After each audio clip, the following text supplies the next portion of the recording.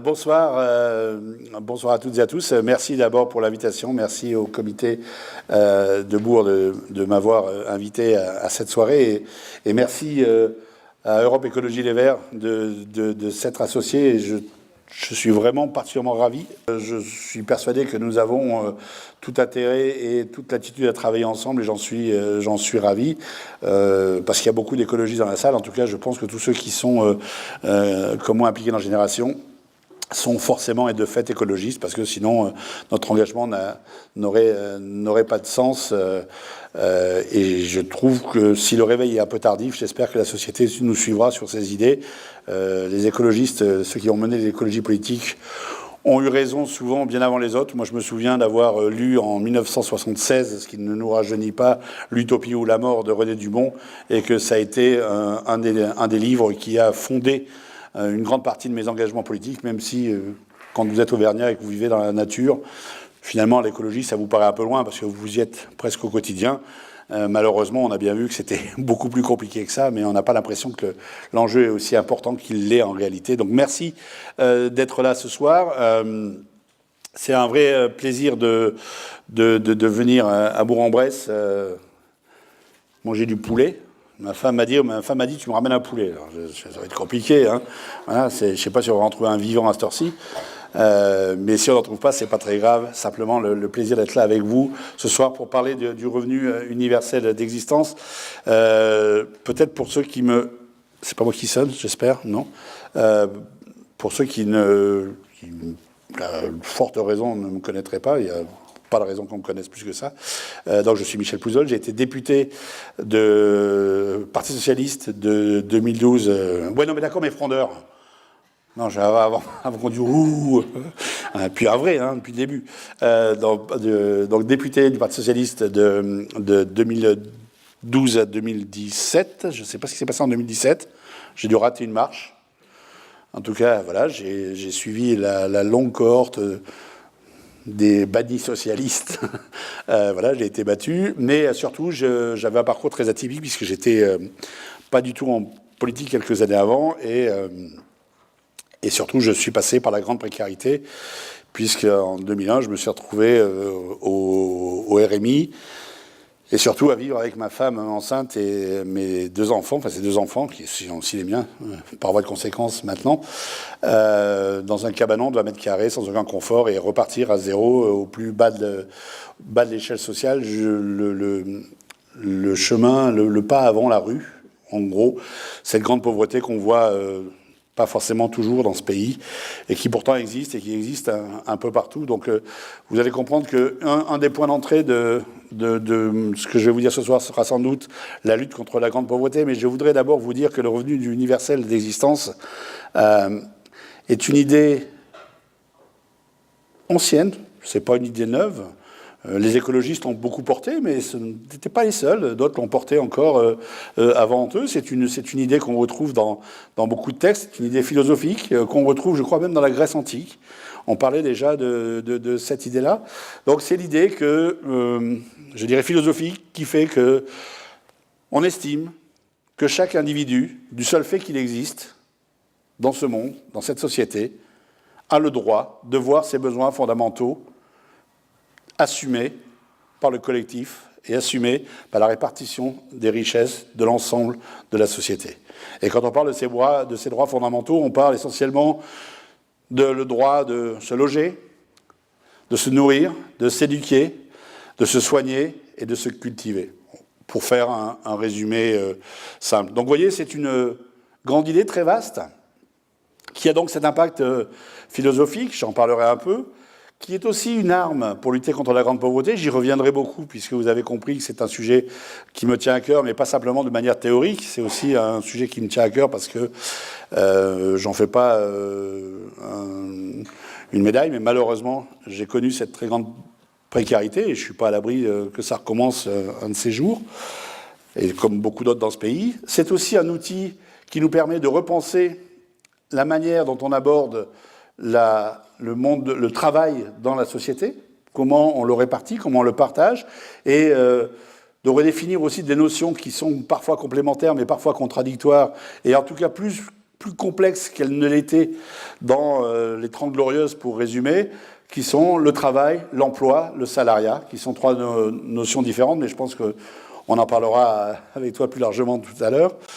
C'est aussi un outil qui permet de redéfinir, de repenser la fiscalité et la répartition des richesses, puisque je le rappelle, hein, la fiscalité, c'est avant tout un mécanique, c'est un outil pour répartir la richesse produite par la collectivité. C'est d'abord ça, la fiscalité, ça permet cet outil de redistribuer la richesse produite. Donc vous voyez, c'est un outil qui est extrêmement large, qui a beaucoup de dimensions différentes, et donc, suivant la manière dont la porte par laquelle on rentre, eh ben, on a une vision plus ou moins enthousiaste ou pas. Mais, comme si ça ne suffisait pas, c'est aussi une idée extrêmement transpartisane. Ça ne se contente pas d'être un nouveau dispositif social, et j'y reviendrai aussi. C'est pour ça que vous allez voir que le revenu universel d'existence, finalement, a autant de partisans à droite de l'échiquier politique qu'il a d'opposants à gauche. Parce qu'on sort des fonctionnements un peu binaires de la protection sociale telle qu'elle a toujours été conçue dans un monde où la bipolarité se serait exprimée entre employeurs et salariés simplement. Or, on rentre dans un monde beaucoup plus complexe, à mon sens, qui fait que les situations vont être très différentes. Donc vous voyez que suivant la manière dont on entre dans ce sujet, on peut avoir des grandes surprises. Il y en a la première, je vais vous en donner une qui va, certains de vous le savent peut-être, mais il y a un grand pays au monde qui est passé à deux doigts d'installer un revenu universel d'existence. Un revenu universel, un revenu de base, ce que vous voulez, en 1975. Et quand je vous aurais dit qu'en 1975, c'est les États-Unis qui ont été le premier pays en pointe pour installer le revenu universel, vous allez dire « Ah, ça c'est quand même un peu étrange ». Et quand je vous dirais que c'était pas un démocrate, puisque c'était Richard Nixon lui-même, qui s'est battu pour installer un revenu universel d'existence aux États-Unis. Pourquoi il le faisait? Parce que dans un pays où il n'y a pas de protection sociale, et où, finalement, la crise n'était pas encore frappée de plein fouet, il disait que ce serait bien de créer, effectivement, une forme de protection sociale pour tous. Et lui, dans l'idée libérale du revenu universel, c'était on donne tant. Pour faire simple, on va donner 1 000 € à chacun ou 1 000 $ à chacun. Et puis chacun, il va se soigner, il va s'éduquer, il va faire ce qu'on a dit tout à l'heure. Et puis l'État, du coup, se désengage totalement de la vie du citoyen. L'État donne de l'argent, répartit une partie de la richesse, et puis chacun se débrouille. Richard Nixon défendait ça. Alors pour l'anecdote, pour ceux qui n'ont pas lu le très bon bouquin de Rutger Bregman, Les utopies réalistes, je le dis à chaque fois parce que si vous ne l'avez pas lu, courez l'acheter, c'est un bouquin extraordinaire qui parle de la réduction du travail, de l'argent gratuit, du pays sans frontières, enfin, les utopies réalistes, celles qui seront les réalités, à mon avis, de demain ou après-demain.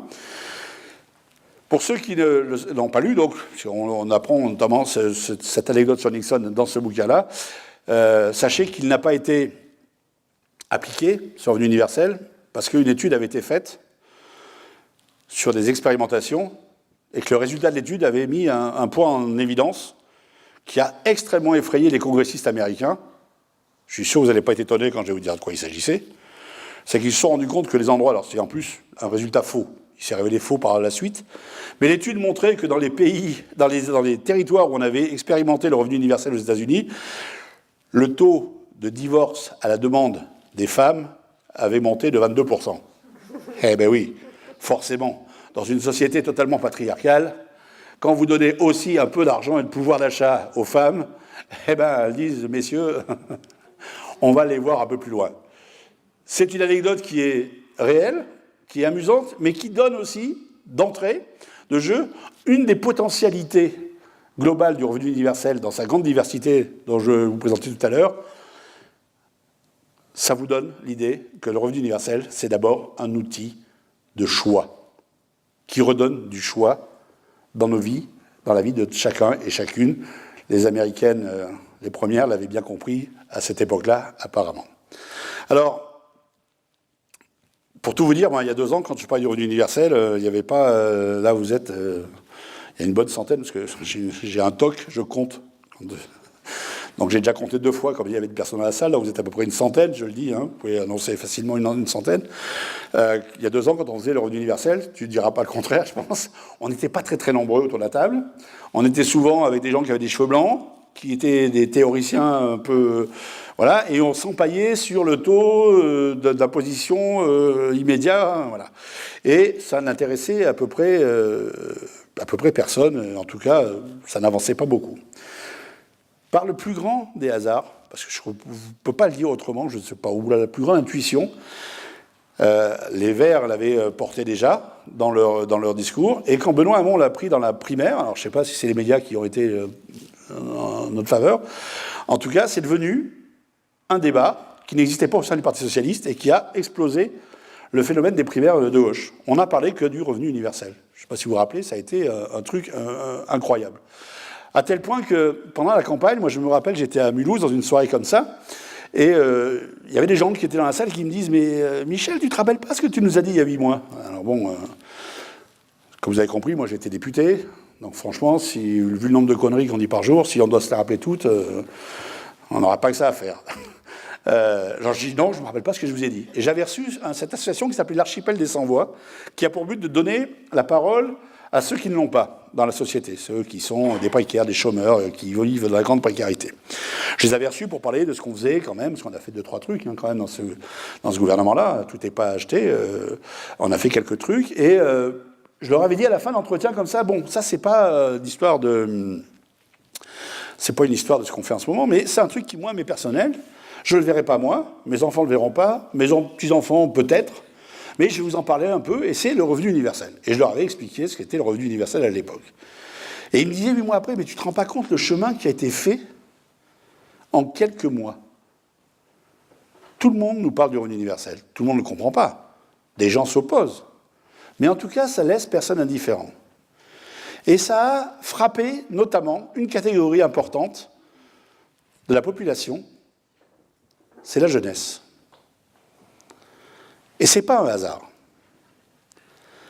Revenons sur l'idée de base du revenu universel. Le revenu universel, c'est donc un revenu versé dès la majorité, ou peut-être 16 ans, les débats sont ouverts, il y a encore plein de pistes à avoir, de manière individuelle, universelle, inconditionnelle, tout au long de votre vie. Ça veut dire qu'il n'y a pas de démarche à faire. Qu'on ne vous demande pas si vous en avez besoin ou pas. Moi, j'ai été au RMI. Il a fallu que je réponde à des questionnaires pendant 3 mois avant d'avoir un RMI. Et je racontais tout à l'heure, dans le cadre d'une interview, qu'il a fallu que je pleure devant un guichet de la CAF parce que je n'arrivais plus à comprendre ce qu'on me demandait comme papier, pour qu'un type vienne me dise « Monsieur Pouzol, on va se débrouiller, vous inquiétez pas, je vous rassure ». Pleurer à plus de 40 ans pour devenir le dernier échelon de la société française, je ne le souhaite à personne. Ça vous marque à vie, ça vous laisse une cicatrice qui ne s'efface pas. Et c'est une des données de la stigmatisation de la pauvreté dans notre pays. C'est un des éléments de la stigmatisation qui est la double peine pour ceux qui sont dans la difficulté. Eh bien, l'universalité sans condition, déjà, hop, on enlève les larmes de Michel Pouzol, mais pas que lui. En tout cas, on règle ce problème-là d'automaticité. Deuxièmement, le jour où vous en avez besoin, donc, vous êtes sûr d'avoir ce revenu. Vous l'avez toute votre vie, que vous en ayez besoin ou pas. Et ça se cumule. Ça aussi, c'est important. Ça se cumule avec d'autres aides. Ce n'est pas, comme dans la version de Nixon, un solde de tout compte. Je vous donne ça, puis vous vous débrouillez. C'est le socle sur lequel vous allez pouvoir construire une forme de votre vie. Alors, on dit, oui, mais bon, ça va encourager les gens à rien foutre.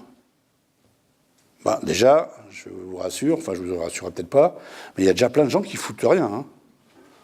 Non, mais sérieusement. Des gens qui ont hérité, qui boursicotent en bourse, qui gagnent plein de pognon, ceux-là, ils existent. On les appelait les rentiers avant, vous savez. Ils sont toujours là. Ils gagnent, eux, de plus en plus de fric. Donc, dans notre société française, ceux-là sont déjà là. Alors, c'est ceux qui sont le plus contre le fait qu'on puisse donner de l'argent contre rien à d'autres, hein, forcément. Pourquoi on leur enlèverait leur seul petit privilège? Donc déjà, je sais ça en étant humoristique, mais bien entendu que ça n'encourage pas la paresse, parce que ça, la plupart d'entre nous prouveront au quotidien que ce qu'on a envie, c'est de bosser. Et ceux qui sont le plus dans la misère, en général, quand vous les interrogez, je ne sais pas s'il y a des associations dans la salle, moi je travaille beaucoup avec ATD Quart Monde. ATD Quart Monde, quand vous discutez avec eux, d'ailleurs, ils sont les... J'arrive pas toujours à les convaincre sur l'universel, mais monsieur Pouzol, nous on s'en fout de l'argent. Voilà. Ce qu'on veut, c'est travailler. Donc la plupart des gens veulent travailler. Mais le travail, et on en parlera tout à l'heure, est en train de muter complètement. C'est ce que les jeunes ont compris.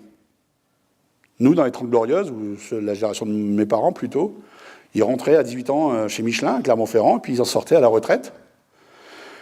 Ils ne gagnaient pas beaucoup, mais cette assurance d'avoir un boulot à vie leur permettait d'avoir des crédits facilement auprès des banques et donc de construire une maison, d'assurer un niveau de payer l'éducation des enfants, même si l'ascenseur social était déjà en panne. Faut pas rêver. 80% des fils d'ouvriers finissaient ouvriers. Ça n'a jamais été autrement. Mais cette assurance permettait comme ça d'avoir une espèce de sécurité tout au long de la vie. Sauf qu'aujourd'hui, quand on discute avec des jeunes gens en face de vous, eh bien, c'est plus tout à fait comme ça qu'ils voient le monde. Un peu à raison. De plus en plus de stages. Il y a quelques années, s'il y a des jeunes qui sont là, ils me contrediront sans doute pas. Vous aviez du mal à trouver des stages payants. Maintenant, vous avez du mal à trouver des stages gratuits. On multiplie les périodes de stage, on multiplie les ruptures professionnelles, on multiplie les périodes de chômage, on multiplie les ruptures dans la vie, et on sait bien que le monde dans lequel on est multiplie les ruptures pour toutes et tous. Les jeunes en sont plus conscients parce qu'ils sont nés là-dedans et qu'ils le voient arriver. Je vais vous prendre un exemple de ce qui, moi, m'avait interpellé à l'Assemblée nationale, toujours. Quand vous êtes à l'Assemblée nationale, vous êtes employeur. Et donc, vous avez des collaborateurs. Et puis, il vous arrive que des collaborateurs font changer des fois. Bon, moi, il m'arrivait qu'il fallait que je change de collaborateur. Et donc, vous recevez des jeunes qui viennent... alors, ils viennent à l'Assemblée nationale pour être embauchés. En général, ils ont bac plus 5. Ils viennent bosser pour un député à l'Assemblée nationale. Salaire de base, au départ, à peu près 2 000 €. Donc, c'est pas tout à fait... à l'Assemblée nationale, c'est pas le boulot le plus dégradant de la Terre, même si on a une mauvaise cote. Et donc, je voyais ces jeunes qui venaient et qui me disaient, voilà, oui, c'est... Alors, ils me donnaient leur CV, formidable. Moi, j'ai un bac, donc j'avais l'air con, forcément, par rapport à tout ce qu'ils avaient comme diplôme. Et puis, à un moment donné, ils me disaient, oui, alors moi, je fais de la spéléologie. Bon, très bien. Alors l'autre, c'était, non, mais alors moi, il faut que je vous dise, je vais souvent dans le sud-est asiatique. Eh ben, écoute, tant mieux. Puis, en fait, ils me parlaient de leur vie, de leur... J'ai dit, mais ils sont quand même barges, ces gosses. Ils viennent à l'Assemblée nationale pour un boulot bien payé et tout, et ils me parlent, mais je m'en fous, moi, de leur histoire. Parce que moi, des petits boulots, j'en ai eu plein. Donc, on me disait, vous pouvez bosser le dimanche, je disais oui. Enfin, voilà, ça s'arrêtait là, l'entretien d'embauche.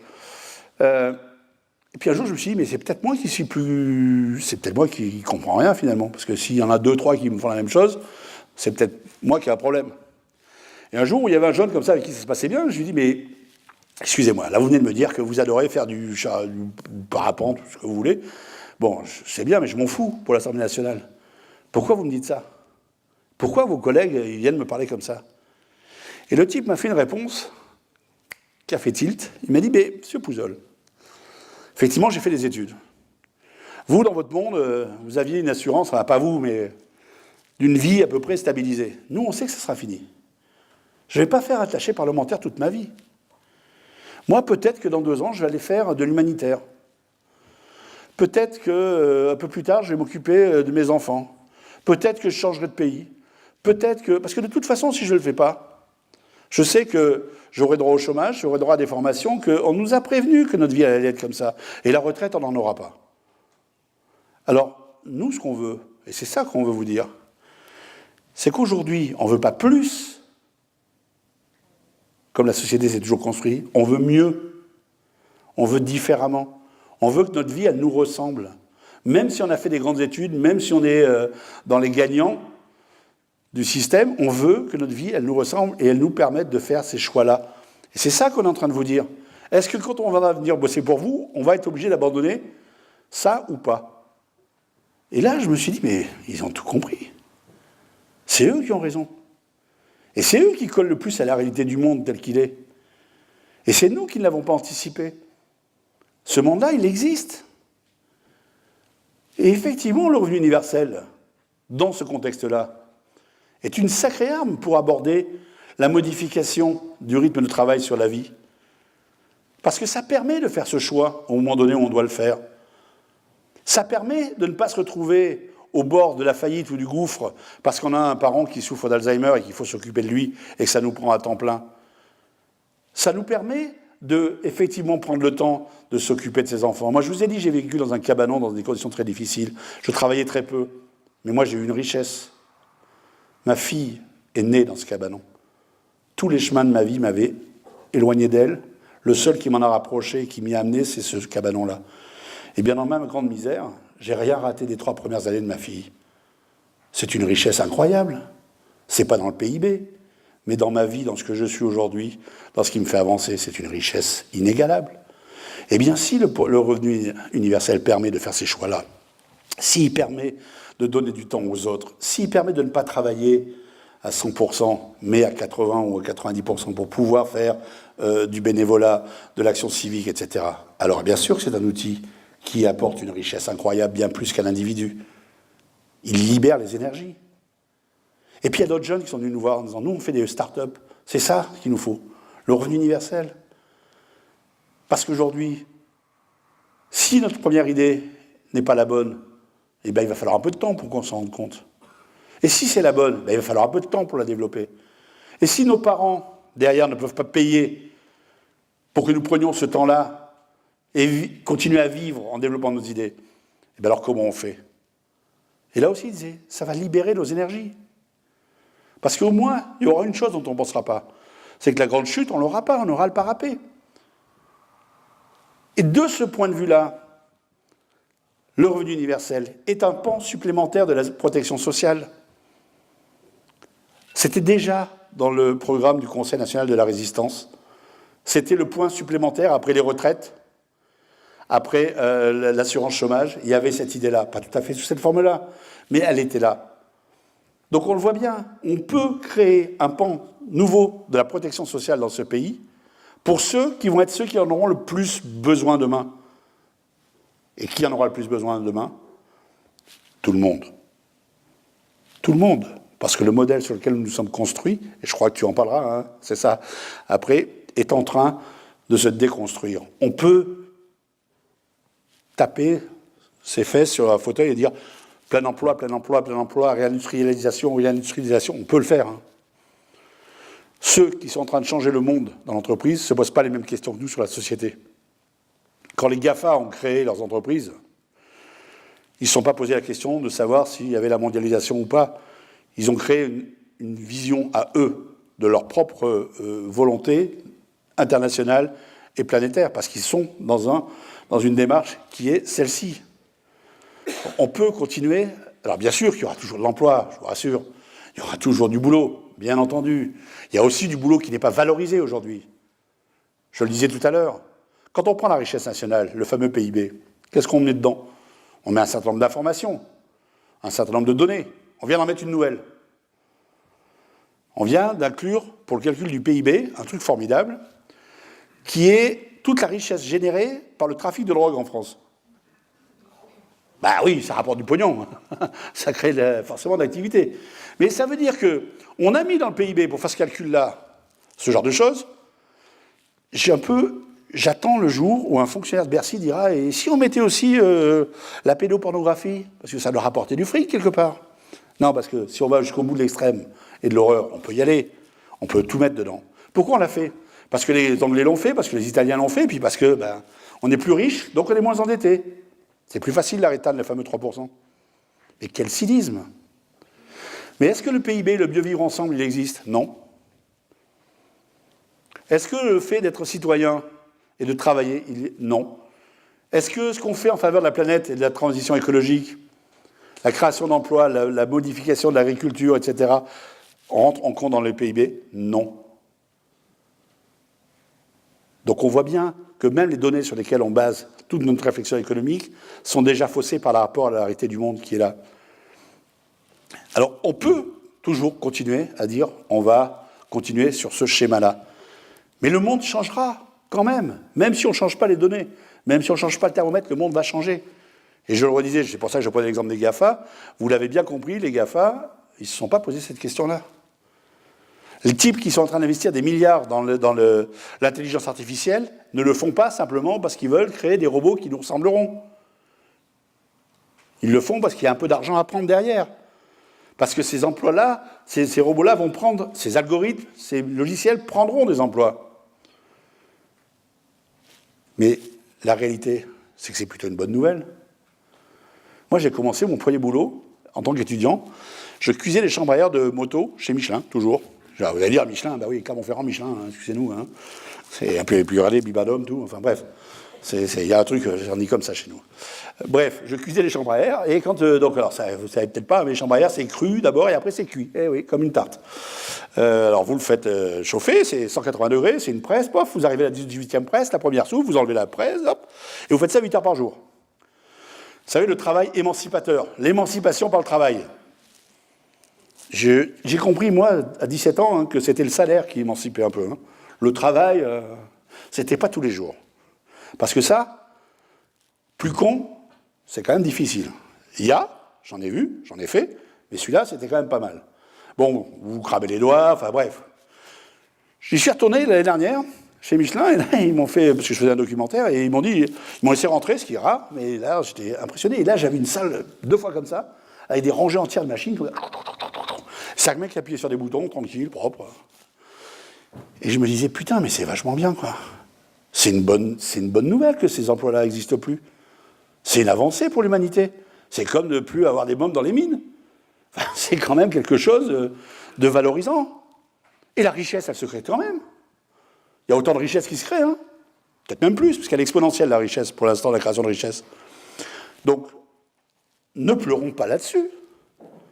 Mais réfléchissons à comment on se débrouille pour que ça ne se fasse pas au détriment de l'être humain, au détriment du salarié. Et si on en revient à ce que je vous disais tout à l'heure sur le salariat, le travail et l'emploi, c'est quoi le salaire finalement? Le salaire, c'est une transaction où l'homme apporte sa force de travail, qu'elle soit physique, intellectuelle ou ce qu'on veut, en échange, on lui redistribue un peu de la richesse qui est créée par sa force de travail. C'est simple, hein? Mais si la richesse, elle n'est plus créée directement que par l'être humain, c'est pas très grave de taxer ceux qui créent la richesse pour la redistribuer de la même façon à l'ensemble de la société. Parce que c'est ça le but de la vie en collectivité, d'arriver à mieux vivre ensemble. Et en plus, ça ne se fera pas contre rien, puisque tout le temps de travail qui est libéré, toute cette énergie qui est libérée, je vois pas mal de têtes un peu blanchies dans la salle. Si on enlève les retraités de la vie associative, qu'est-ce qui se passe dans notre société? Qu'est-ce qui s'écroule? Notre vivre ensemble, notre cohésion. Bien, si ce temps de travail libéré est valorisé, et que cette valorisation, sans contrepartie, sans obligation, elle se retrouve dans ce monde-là, eh bien moi je dis que ça sera une super bonne nouvelle. Donc la mutation du travail qui est en face de nous, elle peut être considérée comme une catastrophe dangereuse, ou elle peut être considérée comme une chance pour peu qu'on l'accompagne, qu'on la prévoie, qu'on la devance parfois, et qu'on définisse le monde dans lequel on veut vivre une fois ces tâches-là accomplies.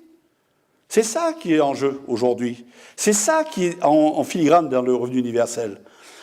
Quelle société, quelle place de l'homme dans la société, et comment on peut le faire aujourd'hui dans des pays, alors bien sûr que ça ne sera pas simplement, mais dans des pays qui ont les moyens de le faire. Quand on a créé la sécurité sociale, au lendemain de la guerre, et la retraite, c'était en 1945, je vous profile une leçon d'histoire, 5 années d'occupation, un pays exsangue, des gens qui revenaient du STO voir des camps, un pays ruiné. Il a fallu pour le faire, non pas attendre d'avoir les moyens, mais une volonté politique de faire, FER. Parce que là, il a fallu une volonté politique.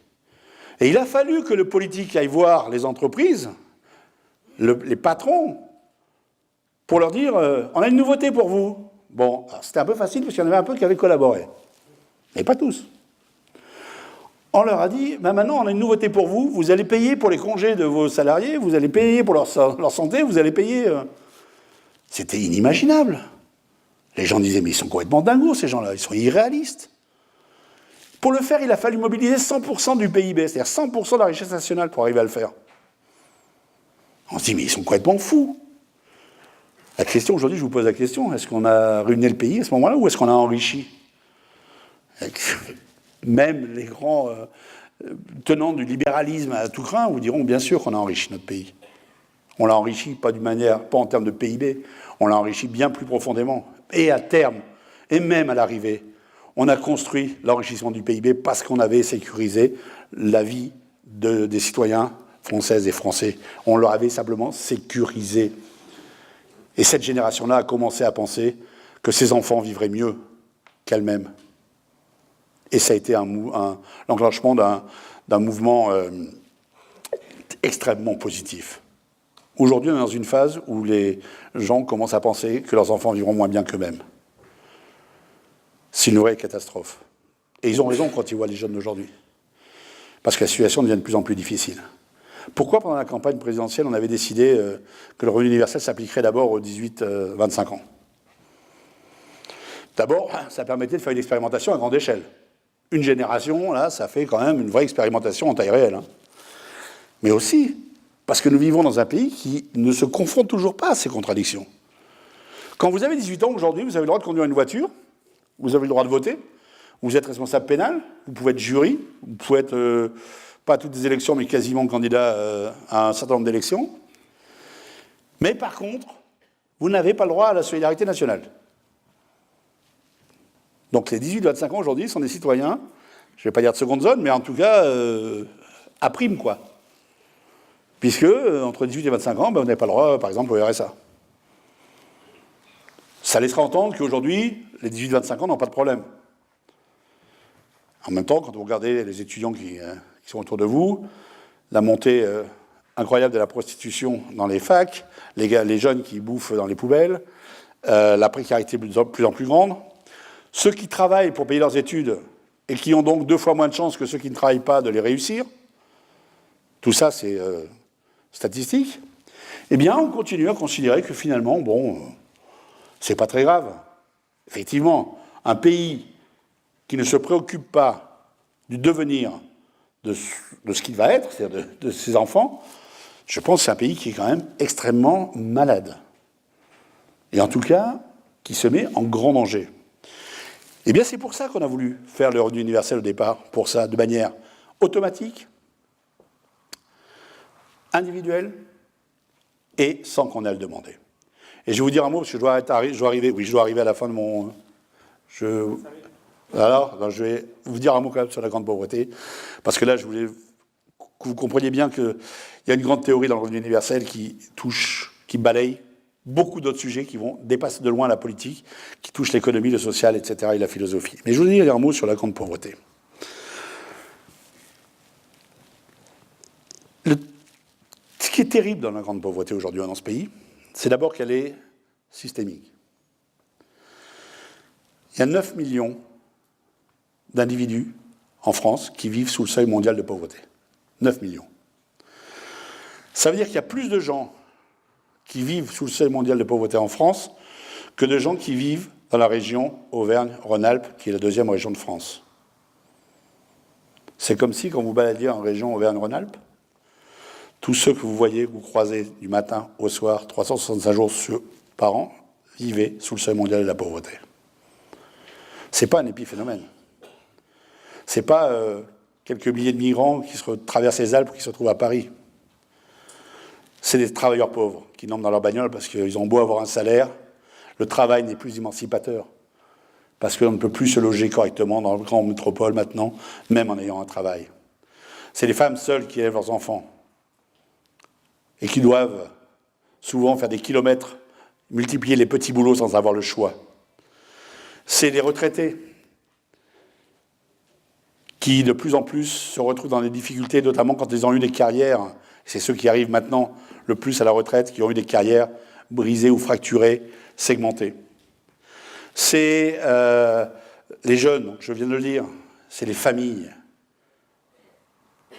La pauvreté est devenue protéiforme et elle ressemble de plus en plus à toutes les couches de la société française. Elle touche de plus en plus de gens. Et si on ne fait pas un grand plan de bataille contre la pauvreté, alors là, on va mettre effectivement notre futur en danger.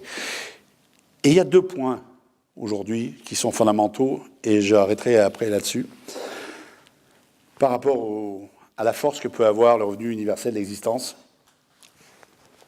C'est l'inconditionnalité. C'est-à-dire qu'on n'attend pas de savoir si vous allez en avoir besoin pour en avoir besoin.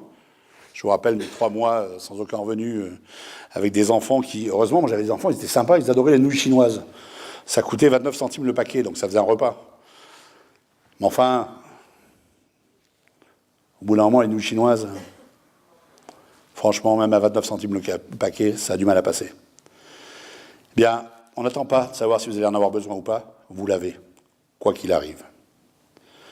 On ne vous demande pas de remplir des dossiers et de raconter votre histoire formidable.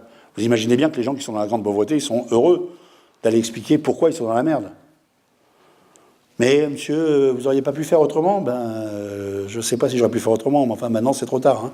C'est un peu comme quand vous allez voir votre médecin et puis vous dites, mais vous avez une grippe ou une angine, et puis il vous dit, vous auriez dû prendre des chaussettes. Ouais, mais c'est trop tard. Hein. Maintenant, donnez-moi quelque chose pour que j'ai plus mal à la gorge. Donc quand vous passez comme ça, de guichet en guichet, parce que des fois, si vous êtes au RSA, il est quand même à peu près sûr que vous allez toucher la CMU complémentaire, voire des APL. Ça ne suffit pas. Il faut quand même refaire chaque fois un dossier, aller raconter votre petite histoire formidable pour vous expliquer à quel point vous êtes une merde et nul pour en être arrivé là devant des personnes qui n'en ont plus rien à faire parce que les pauvres, elles sont surchargées de boulot. Eh bien, quand on sait automatique, cette stigmatisation-là, elle ne passe pas. Elle est balayée. 30% des gens qui ont droit au RSA dans ce pays ne le demandent pas. 30%. Parce qu'ils sont trop éloignés. Alors ceux qui sont complètement en rupture avec le système, il y a aussi des gens qui seront toujours en rupture avec le système. Hein. C'est pas le malheur qu'on va supprimer. On peut supprimer la misère, pas le malheur, pas la souffrance. Ils ne le demandent pas. Alors ceux-là, ils sont minoritaires. Mais il y a tous ceux qui sont noyés par la complexité des choses, et puis tous ceux qui se disent mais moi, je ne suis pas un assisté. J'avais un copain comme ça, qui a un club de canoë-kayak. Je reviens à ça, vous allez comprendre pourquoi. C'est un mec, il est bénévole dans son club, il s'éclate comme un fou. Il prend les gamins, il les amène dans toute la France, il se défonce, je ne sais pas ce qu'il fait, il bosse 50 heures par semaine avec ses gamins, il a une vraie tâche, très utile dans la société. Et je voyais bien qu'il était un peu dans la merde. Un jour, je lui demande, mais dis-moi, en vrai, t'as pas le revenu ? Elle me dit, non. Je dis, bon. Et tu fais quoi alors ? Comment tu vis ? Il dit, je fais des petits boulots au noir. Je dis, oui, mais t'as demandé le RSA quand même. Et elle me dit, mais non, ça va pas, non, je suis pas un assisté, je vais pas demander le RSA. Et je me suis mis très en colère avec ce copain. Et je lui ai dit, maintenant, je vais te dire une chose. Soit tu m'écoutes, soit tu te barres et tu viens plus me parler. Quand tu fais du travail au black, au noir, tu voles tous ceux qui galèrent à payer leurs charges, machin, à faire des petits boulots dans l'ordre, etc. Et en refusant le RSA, tu refuses un truc que nous avons tous décidé collectivement, c'est-à-dire le choix de la solidarité contre l'indifférence. C'est un droit. Ça ne te stigmatise pas, tu ne deviens pas moins que ce que tu es. C'est un droit que tu as. Il a fini par m'écouter. Il a fait son dossier, il a eu le RSA. Et il y a quelques mois, il m'a dit, punaise, j'ai été con, j'aurais dû t'écouter plus tôt. Mais c'est quoi le monde dans lequel on est ? Où ce qui est juste, décidé collectivement, démocratique, de l'ordre de la solidarité, de nos valeurs républicaines, devient, pour ceux qui en ont le plus besoin, un affront, et que la fraude devient une vertu. C'est quoi ce monde-là que nous avons laissé faire quelque part ? Eh bien, avec le revenu universel, il n'y aura pas de stigmatisation de ceux qui sont pauvres, parce qu'ils l'auront comme le voisin, qu'ils en aient besoin ou non. Et s'ils travaillent, la première heure travaillée, elle sera aussi fiscalisée. C'est-à-dire qu'ils deviendront des citoyens aussi à part entière parce qu'ils seront aussi des contribuables. Et chaque heure de travail qui sera ajoutée à leur revenu universel, ça sera du pouvoir d'achat en plus. Parce qu'aujourd'hui, en plus, quand vous êtes au RSA et que vous voulez travailler quelques heures comme moi je l'ai fait, on vous les enlève. Parce que forcément, vous êtes tellement nantis quand vous vivez avec 680 € par mois à 4 que quand vous faites l'effort d'aller travailler, on vous enlève. Dans la 5e puissance économique au monde, nous sommes un pays riche, nous sommes un pays puissant, nous sommes un pays historiquement qui n'est pas en déclin. Qu'est-ce qu'il dirait au Bangladesh? C'est ça qui me met profondément et souvent en colère. Donc la stigmatisation, on y met un terme. Et on y met un terme, on met un terme à la double peine. Et je vais finir par cette anecdote, je suis beaucoup trop long, mais je vais finir par cette anecdote pour que vous compreniez aussi pourquoi je m'emporte un peu parfois. Je vous parlais des 30% d'allocataires du RSA qui n'y ont pas accès, qui ne le demandent pas, parce qu'ils ne veulent pas être considérés comme des assistés. Il y avait un dispositif, parce qu'on a pris conscience que le travail n'était plus assez émancipateur et qu'on ne gagnait plus assez bien sa vie en travaillant, contrairement à ce que nous disent le MEDEF, la droite, les premiers de cordée et tous ceux qui se foutent de notre gueule. C'était le revenu, le RSA d'activité. Le RSA d'activité, c'était une somme versée à tous ceux qui gagnent le SMIC plus 1,9 le SMIC, je crois. Je ne suis pas toujours bon sur les chiffres. Donc, pour compléter le salaire, le revenu. 70% des salariés qui y avaient droit ne le demandaient pas. 70%. Alors, comme nous, on était un gouvernement de gauche, il y en avait. Pas tous, il y en avait.